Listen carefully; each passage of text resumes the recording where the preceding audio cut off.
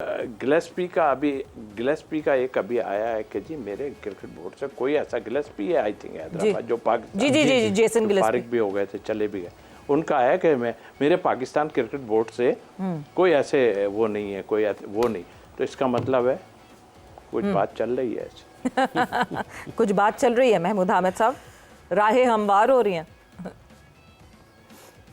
देखिए उसके अलावा भी बहुत सारी चीजें हैं कि क्योंकि वो पीएसएल में भी एक फ्रेंचाइजीज का हिस्सा है, तो डेफिनेटली बोर्ड का तो एक इन्फ्लुएंस होता है ना कि कौन सा कोच आना चाहिए, कौन सा नहीं आना चाहिए। तो बहुत सारी चीजें इसमें होती हैं। तो मेरे ख्याल से रिस्पेक्ट कोच की बहुत इंपॉर्टेंट है। और अगर आप कोच, ये एक अलमिया है कि कुछ प्लेयर्स की वजह से कोचिंग स्टाफ तब्दील हो जाता है कि अगर ये उनकी बात नहीं सुन रहे, इवन कोच अगर कुछ कह रहा होता है तो वो प्लेयर जो है वो कोचिंग स्टाफ को चेंज कर देते हैं। और ये प्लेयर्स आपस में बात भी करते हैं कि देखो हम लोग तो रहेंगे ही, ये स्टाफ चेंज हो जाएगा। और ऐसा होता है कि कोचिंग स्टाफ चेंज हुए, प्लेयर्स नहीं चेंज हुए। अभी आप उठा के देखें ना अपनी T20 की परफॉर्मेंस के बाद जो आपने टीम भेजी है उसके अंदर कौन से लड़के नहीं गए, कौन से आपने वनडे के अंदर भी वो लड़के हटा दिए जिनकी वनडे के अंदर परफॉर्मेंसेस थी। तो हम तो एक प्लेयर को अगर लेकर चलते हैं तो चाहे वो इतना स्ट्रांग हो जाता है कि उसको पता है कि मैंने बैठना ही नहीं है और मैं खेलते रहना है, अपनी गलतियों से वो सीख ही नहीं रहा। मैं इवेंचुअली मैं साइम की भी बात करूंगा कि साइम को हमने इतना बड़ा रन दिया है, वो एक ही तरीके से आउट होता चला जा रहा है, एक ही जो है वो गलत शॉट मारता है, इनिशियली मारता है और वो आउट हो रहा है। अभी तक उसकी फॉर्म वो अपनी रिगेन नहीं कर सका है। अभी पीएसएल के 2 मैच गुजर गए, लेकिन क्या वो इतना मतलब अपने आप को ये तौसीफ साहब बार बार याद दिलाते हैं महमूद हामिद साहब के वो 12 करोड़ में खरीदा गया है, 12.6 करोड़ में खरीदा गया है सर। एक क्वेश्चन मार्क मैं आपको इस तरह बताता हूँ कि देखें आने वाली जनरेशन को आप मैसेज क्या दे रहे हैं, ये आप जरा इंपॉर्टेंट चीज है, वो समझने की कोशिश करें। महमूद सॉरी आपकी बात काट रहा हूँ, एक दिन का मैं चीफ सेलेक्टर बना था।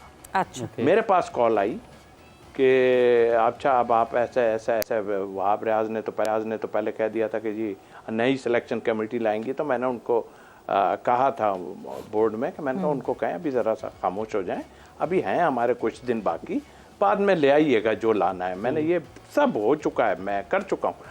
तो मुझे फिर उस्मान वाला का फ़ोन आया कि जी वो तौसीफ भाई अब आपके हैं, तो ये 2 प्लेयर हैं, एक तो आजम खान कराची अभी जो कोयटा उससे खेल रहे हैं कराची से, और एक था आसिफ अली जी, आसिफ अली एक।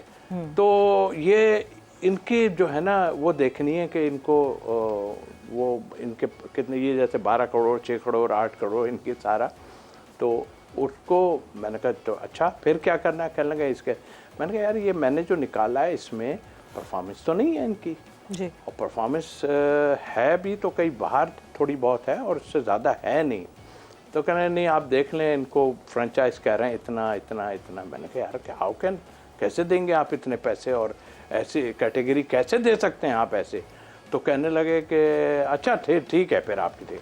15 मिनट बाद फिर फ़ोन पे बात हो गई, 15 मिनट, तौसीफ भाई उसके लिए कुछ देखें क्या। मैंने क्या देखूं, अगर आप सही उसूल पे जाना चाह रहे हैं तो यहाँ कहीं भी नहीं है कि इतना महंगा इनको कोई फ्रेंचाइज लेगा, क्यों ऐसा आप मेरे से करवा रहे हैं।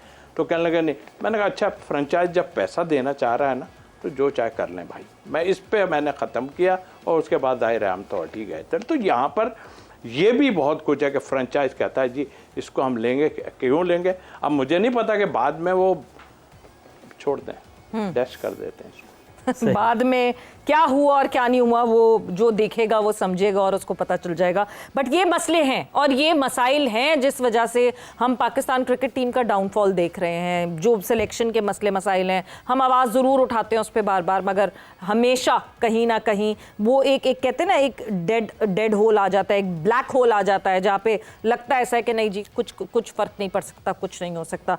बट महमूद हामिद साहब, बिकॉज आप भी डोमेस्टिक के कोचिंग में रहे, हम बार बार ये जो बात करते हैं क्योंकि जब यहाँ नेशनल टीम के कोचेस बैठ के बात करते हैं, यूसुफ बैटिंग कोच थे पाकिस्तान टीम के, यूसुफ ये बात करते हैं कि जो डोमेस्टिक में ही प्लेयर्स प्रॉपर्ली सीख कर नहीं आते, कितनी इस बात में सदाकत है?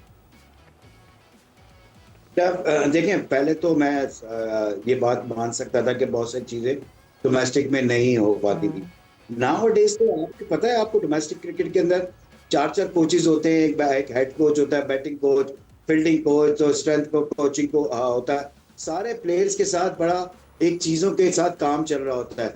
लेकिन जब आप फर्स्ट क्लास क्रिकेट में आप ये तो नहीं बताएंगे ना कि आप अगर बॉल ऑफ स्टंप पे, ऑफ साइड पे जा रहा है तो आपके साथ में बल्ला लेके भागेंगे। ये तो बहुत नीचे वाली चीजें हैं।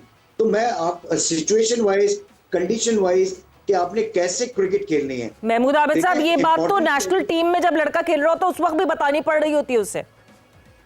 तो यही तो चीजें हैं, ये गलत है ना। तो ये जो गलतियां हैं, भरपूर गलतियां हैं। सॉरी, हमने एक ब्रेक पर जाना है। बात में यहाँ पे साफी स्टेडियम लाहौर में, जहां Lahore Qalandars and Karachi Kings were in action and Karachi Kings ने जीत हासिल की। अब जब ये दूसरी दफा मद्दे मुकाबिल होंगे तब देखना पड़ेगा कि कौन जो है वो हिसाब बराबर करेगा और किस तरह पलड़ा बराबर होगा। मगर जो पहला मैच आज के दिन पे खेला गया, जहां पे कोयटा ग्लैडिएटर्स का मुकाबला था, दी न्यू, अब तो डेब्यूटेंट नहीं है but yes the new team Hyderabad Kingsman. क्या हुआ क्या नहीं हुआ उस मैच में, कहाँ फिर से हैदराबाद किंग्समैन ने गलतियां की, बिकॉज पहले मैच में भी भरपूर गलतियां की थी और हैदराबाद किंग्समैन कुछ सीख कर नहीं आए। मैच समरी पे नजर डाल लेते हैं और उसके बाद गुफ्तगू को आगे बढ़ाते हैं। ये है मैच समरी और शामिल एक मरतबा फिर से मैन ऑफ द मैच, और 54 रन बनाए, 41 गेंदों को उन्होंने सामना किया। और हसन नवाज ने भी 50 रन स्कोर किए, 53 रन बनाए, 40 गेंदों को उन्होंने सामना किया। करण ने लेट फिनिश किया, अच्छा फिनिश किया। बिल्कुल जी। जहां हम देख रहे हैं टॉम करन ने जो है वो 31 रन्स बनाए, अबरार 9 रन्स बना के नॉट आउट रहे। Meredith, good bowling bye Meredith, 3 विकेटें हासिल की उन्होंने 38 रन्स देकर। थीक्षाना ने 2 विकेटें हासिल की 24 रन्स देकर। और इस तरह कोयटा ग्लैडिएटर्स ने 174 रन्स बनाए, 175 for Hyderabad Kingsmen to win. And Hyderabad Kingsmen जो है वो आस पास भी नहीं भटक सके। 134 was the only score that they could make और 40 रन से जो है वो कोयटा ग्लैडिएटर्स ने जीत हासिल की, जहां पे इरफान खान नियाजी ने 33 रन्स बनाए, वरना उसके बाद आपको कोई और ज्यादा रन्स में दिख नहीं रहा था। हसन नवाज के 31 रन दिख रहे हैं, लबू शेन के 23 रन एंड उस्मान खान, मतलब उस्मान खान की तो ये जो मिस्ट्री है उस्मान खान की, ये सॉल्व जरूर करनी है। तौसीफ साहब, आपके पास ही आऊंगी उस्मान खान की मिस्ट्री के साथ। मतलब क्यों हम क्या बहुत ज़्यादा रिग्रेट में हैं कि हमने यूएई का कॉन्ट्रैक्ट कैंसिल करवा दिया उस्मान खान का, इस वजह से अब हम जो है उस्मान को टीम में भी मुसलसल खिलाएंगे और मतलब फ्रेंचाइजीज भी खिला ही रहे हैं। देखिए, वो उसने गलती की या सही किया, पाकिस्तान एक मुल्क खेलना बड़ी बात है। वो वहाँ होता तो खेलता ही रहता, वो कब तक खेलता ही रहता, वो अपनी जगह है, ठीक है। उसको जिसने भी कहा उसमें मुझे जो है कि वहाब रियाज शायद उसके लिए काफ़ी था। अच्छा। लेकिन उनकी जब परफॉर्मेंस नहीं हुई तो उनसे क्या कमिटमेंट करके लाए थे यहाँ पर, जाहिर है वो तो अपना सारा छोड़ छाड़ के आ गया। कोई बहुत पैसे वाला बच्चा तो था नहीं ना, वो कर रहा था, वो ठीक है। लेकिन यहाँ लाए जिस लिए उसको, उसके बाद जब बाहर हुआ उससे कुछ नहीं हुआ, जो कि मैं समझता हूँ कि वो इतना बुरा नहीं है। वो ओपनर है, वो जाता है, खैर उसके खेला, उससे नहीं हुआ, जब नहीं हुआ उसको बाहर किया, फिर जगह आप उठा के ले आए। क्या वजूहत थी ये हमें नहीं समझ, कमिटमेंट थी या कॉन्ट्रैक्ट था या क्या था, हमें नहीं पता। फिर वो अब आगे हैं सबके, डेफिनेटली कोई बात ज़रूर होगी जो उसको आप फॉलो कराएं। अंडर 19 का साद अली साद बेग 1000 रन बनाता है, मैं उसके मेरे साथ गया है, और भी कई, मैं तो और भी रोहिल की भी बात करता हूँ या हसीबुल्ला की भी बात करता हूँ। 1000 रन उसने बनाए हैं सीजन में साद बेग ने। फिर क्या वजह है? उसको फील्डिंग करा रहे हो आप, मैं तो अगेंस्ट हूँ इसके, फील्डिंग नहीं कराओ भाई, उसको कीपिंग कराओ। आपको अगर किसी को बनाना है, आप बनाना ही नहीं चाहते इसलिए कि रिजवान को आप छोड़ते ही नहीं। रिजवान वो तो हर जगह है, वो कीपिंग कर, अरे भाई यही सोच के कर लो। लेकिन अब तो वो खुद भी टीम से बाहर है, जाहिर है उनको अपनी भी फिक्रें पड़ी हुई हैं सारी कुछ। तो मेरा ख्याल है कि ये बहुत लंबी कहानियां हैं और इसको कैसे होगा, या तो फिर एकदम सुबह हम उठें तो सारा कुछ जहनों में ऐसा हो जाए। लंबी कहानियों के साथ साथ इन्वॉल्वमेंट, फ्रेंचाइजीज की इन्वॉल्वमेंट जो होती है अपनी टीम बनाने में, हैदराबाद किंग्समैन के लिए बहुत सारी आवाज़ें इस तरह आ रही हैं कि कोचिंग स्टाफ से ज़्यादा कंसल्ट नहीं किया जा रहा टीम बनाते हुए, तो फिर हम ये समझेंगे पूरा PSL यही हाल रहना इसका। आपने कहा कि फ्रेंचाइज वाली बात जी की, जी मेरा बिल्कुल सवाल यही बिल्कुल था, आपका बिल्कुल। सारा कुछ है।